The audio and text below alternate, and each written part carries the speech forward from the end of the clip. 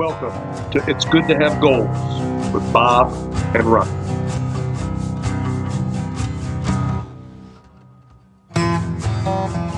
Welcome everybody to another week of It's Good to Have Goals. I'm Bob. That's Ryan. What show do we have this week going on, Ryan? Previews. So, who are we going to preview this week? First, we got Gigi. Our show is sponsored by Gigi's Bread Company. Again, jalapeno cheddar this week. Still working on the sourdough. Memberships are available. Thank you for your support. How long have we been working on the sourdough? Quite a while. We're also still waiting for our first check, but we'll have to see where that comes. All right, so in our predictions, standings so far, this is as of yesterday on Sunday's games, or today? Today.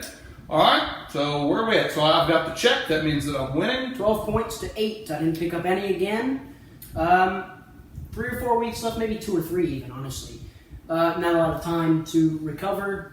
As soon as the European season ends, we'll jump into our new standings again, essentially. So even if MLS is still going on, our seasons will run with Europe. So this is season 1. Once Europe ends, we'll jump into season 2. Sounds fair enough. So that's how we'll keep track of our standings. Even if MLS is going on in the middle, we'll have an occasional MLS game in there, as we do this week. It'll be our first MLS game. Hopefully not the last. It could be the last, though, depending on how long the European season runs here. Sounds fantastic. So you're winning. You don't seem like... This just shows you, people... predictions aren't anything. You know, he doesn't know what he's doing. So. I have no idea. All right, so this week's games, we've got Arsenal and Liverpool, Leicester against Sheffield United, LA Football Club and LA Galaxy, and Inter Milan and Roma. Okay, and I think I took Roma just because of their logo. I think you just like saying Roma, too. Roma. All right, Arsenal and Liverpool. The predictions are... You've got Liverpool winning 3-1, and I've got Liverpool winning 2-1. So this one's really simple for me, honestly. It's just Arsenal haven't been that great against teams above them, or at times really below them. They've been solid enough to be in 8th or 9th place right now. I think it's 9th to beat the teams below them, but they've really struggled against the teams above them. Wolves and Sheffield United are really their only 2 claims to fame in that regard. Liverpool are so much better, even though they've not really been in the greatest form. They don't care about the records, and that's why I think they've been poor. I think Arsenal's only hope here is, okay, you can't break any records. Now, why would you play your 4 best players? I was going to say, will Liverpool rest some players in this game? There's no reason to rest players, I think, at this point, because there's only 3 games left. Liverpool has nothing to play for after that. But with the season coming so fast, the next season coming so fast, maybe you're looking at players like Curtis Jones and Harvey Elliott, young teenagers, to get minutes. Neco Williams has already gotten a few minutes at left back and right back. He's even gotten a start. He's really the first youngster to really start a game in the Premier League, even though Curtis Jones is their brightest talent. I don't really think Curtis Jones is that great. I don't think I would play him if I was Jurgen Klopp. But for Liverpool, it's all about the rest of the season just kind of soaking it all in. You might not win the title for another 30 years. It probably won't happen. They'll probably win a title next year, maybe 2-3 years from now. You never know. For Arsenal, you want to keep showing improvement. Even though they lost to Tottenham last week, they should have won that game. They gave up that game. They gave up at least 2 points there. They should have gotten at least a point. They gave up the full 3 points, but they probably should have gotten at least a point for that game. Now you have to figure out how to see out games.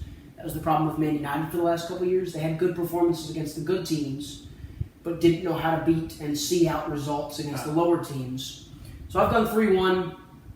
I think Klopp's going to play his starting 11 for Liverpool, his main guys. You've gone 2-1. I think you just picked Liverpool because it's Liverpool and Arsenal are kind of Arsenal. But again, I think Liverpool, if they play their full starting 11, you should see an easy Liverpool win. If they don't, then you've got more of a game. And if there's only really been 2 guys the last few years that have beaten Liverpool. Solskjaer, the Man United manager, and Guardiola, the Man City manager. Mikel Arteta is essentially Guardiola light. He's going to play the same way with a worse team, so maybe you get a little lucky there with the strategy of it all. I want to watch Eddie Nketiah. We talked about him in the Tottenham Arsenal review that we did a couple episodes ago. Go check that one out. There's a plug. He didn't play in the Tottenham game, and I think he was really missed, even though Lacazette scored. He's got 9 goals and one. He missed a game just resting, or was he hurt? He was red card. He's got a little bit of a temper. He's got 9 goals and 1 assist in all competitions for Arsenal and Leeds. He played the fall season with Leeds, was on loan from Arsenal. He wasn't playing enough down the stretch, so Arsenal recalled him. And since then, since Mikel Arteta's gotten here, I wouldn't say he's been an ever-present, but when he's played, he's normally played and he's been pretty effective. He missed out on the Spurs game due to a red card, like I said. If he starts this game, I don't know if he will. I hope he does, because he gives you a lot of energy as a forward, which is vital to the way Arteta wants to play. The way they play is it's possession, possession, possession, possession. You lose the ball. The idea is you have 6 seconds to press and win the ball back. So it's like you want to have the ball. And Nketiah is good with the ball, good at dropping in, good at scoring goals, good at pressing. He's got a lot of energy. He's key for them if he gets on the field. Next up, we've got Leicester and Sheffield United.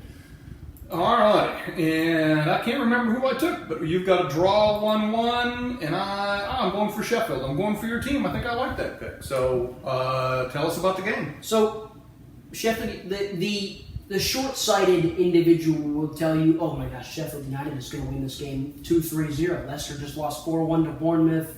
Their center back got a red card. He's going to miss the game. Sheffield United have just beaten Wolves and Chelsea 3-0. I don't think it's that simple. I think Leicester is a better team. I think they organize well when they need to, or when they want to. They haven't wanted to, and they haven't played well at all. Sheffield United started poorly, but the last couple of weeks, the last 2 games, have been really good. It's sort of an upward trend back to where they were. Or you could argue the Chelsea game was their best game of the year. David McGoldrick was fantastic up top, getting 2 goals. He would normally be my one to watch for this team. If he hadn't scored the 2 goals, he probably would have been my one to watch, because I like to pick the guys that aren't really getting all the acclaim. But the 2 goals, he'll be all in the news now, so you can't pick him. He had 0 goals before in the last, I think, 30 games for Sheffield United in all competitions, which is a lot for a striker. But he does a lot of dirty work for them. He's a key up top for them in the way they want to play with long balls and being physical and all that. But for Leicester, Jamie Vardy probably should get a goal. He's got 4 in his last 5 or so. He's the leading goal scorer in the entire Premier League with 22 goals. For Sheffield United, it's more of a group effort to get goals, more defensive. Is Sheffield playing for anything? Yeah, Europe. And Leicester are playing for Champions League. They're playing to survive, though, essentially. They look like the team that's not going to make the Champions League, which would be a shame for them. My one to watch is John Egan. Like I said, it would have been David McGoldrick had he not scored twice. But John Egan has been the linchpin, the ever-present leader in that back line for Sheffield United. They play with 3 center backs, and Egan is the middle center back, sort of the big, sturdy, physical leader, communicator, header of the ball, stereotypically. It's the stereotypical English center back. He's Irish, but British Isles center back. He's participated in all 13 of their clean sheets in the Premier League. I think he's not participated. Those are the only 13 clean sheets they have. And he's got 2 goals in his last 3 games. He scored against Wolves, the winner, in fact. So he's getting forward the last 2 games and getting headers from corners. But if they're going to have success against Leicester, if they're going to keep a clean sheet against Leicester's possession-based attack, he's going to be crucial to nullify Jamie Vardy, the striker, who has 22 goals on the year, like I said. Keep the box clean. Dean Henderson. He and Dean Henderson have formed a really good relationship. Henderson is the goalie who is probably going to win goalie of the year in the Premier League. Wow. 22 years old, 21 or 22 years old. But Egan, he's the leader at the back. Again, I can't stress that enough. The leader of the best Premier League, the best defense in the Premier League. And that's no small feat. To be a leader of the best defense in the Premier League, you have to be not only a quality player, but also a very good leader there for them. So he's crucial to their defensive setup. Going forward, the wingbacks, so the 2 wingbacks, Enda Stevens, George Baldock for them. Ben Osborne in the midfield has been very good. Sander Berg has been very good the last couple games. Ollie Norwood's starting to find his form again. For Leicester, their midfield was really good at the beginning of the year. They've really struggled obviously since they've started to struggle. Their midfield has struggled. They're going to miss their center back, Soyuncu, I don't know, he's Turkish. Can't say it. But He's been very good for them. He's going to miss the game with a red card. Harvey Barnes has been pretty good for that for Leicester. A lot of different moving parts involved in this game, honestly. So this will be a fun one to watch, and a very important one at that. What day did they play this week? Thursday, I think. Thursday. It's coming up soon. So it'll be a very important game for the European aspirations of both teams. All right, we're moving over to the MLS.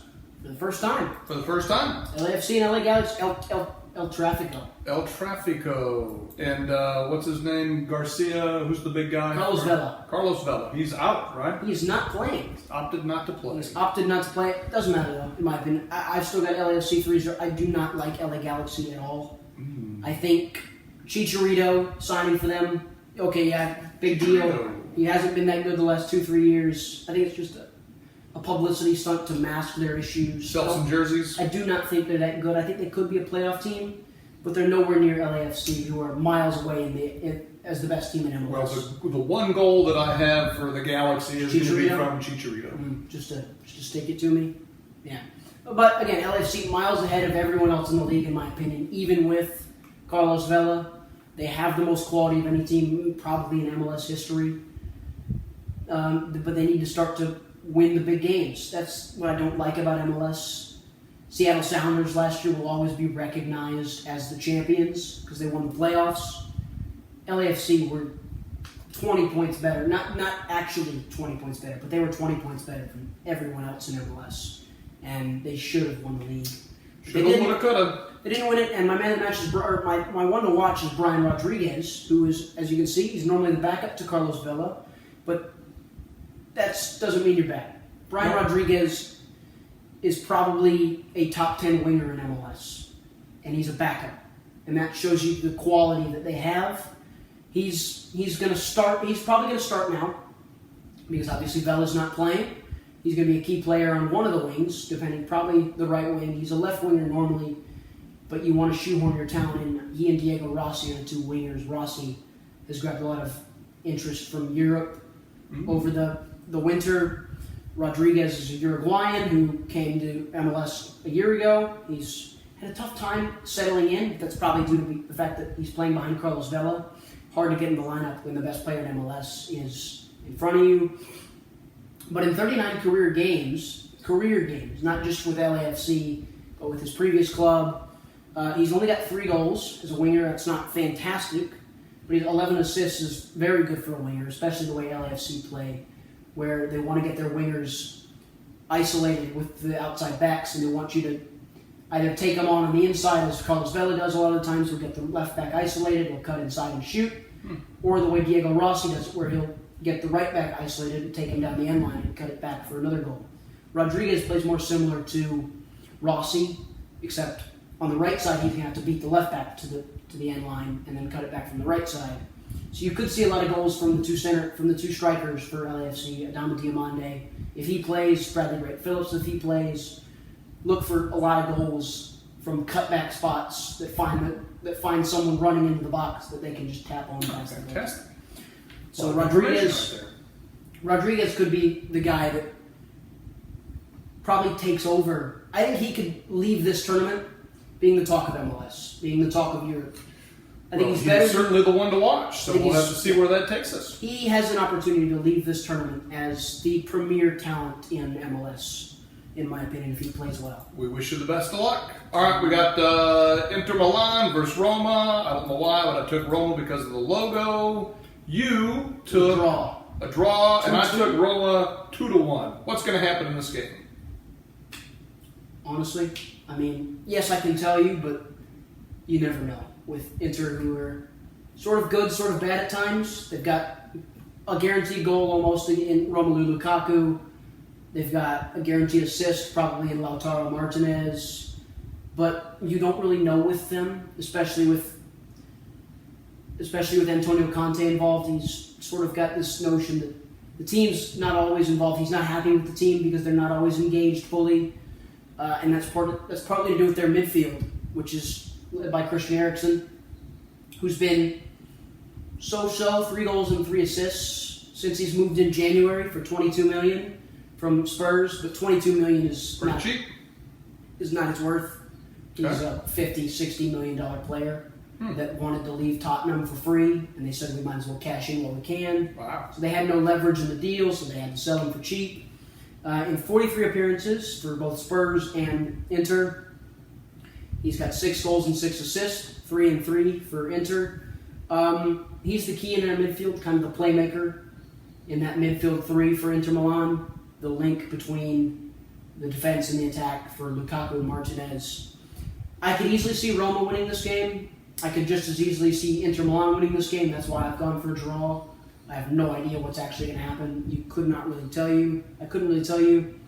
But if Eriksen plays well, Inter Milan probably win. If Eriksen doesn't play well, then all of a sudden you've got a close game on your hands probably.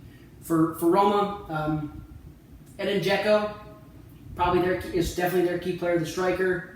But for them, it's more of a group effort in the midfield and the defense. For Inter Milan, it's more of a midfield show. If their midfield plays well, which is the case with most teams in the world, but especially so with Inter, their midfield plays well, their midfield hunkers down in defense, wins balls, wins 50-50s, and then progresses it forward like they have the potential to do, but they don't always do that. This game could easily be 3-0 Inter. If they don't do that, it could easily be 3-0 Roma. So there's a big opportunity for different sort of results in this game coming in and around. All right. Well, that's our show for this week. We appreciate you watching. We will see you all next week. Thank you all so much.